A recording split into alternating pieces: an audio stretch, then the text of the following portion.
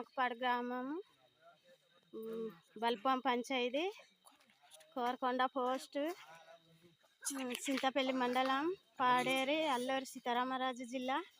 మేము రోడ్ లేక చాలా బాధలు పడుతున్నాము. డెలివరీ కేసు తీసుకొని రాత్రి 9 గంటలకి మేము డెలివరీ కేసు మోస్తున్నాం. డోలు మూతలతో మోస్తున్నాం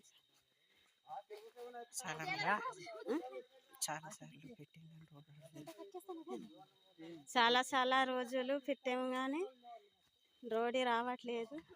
అంత ప్లీజ్ సార్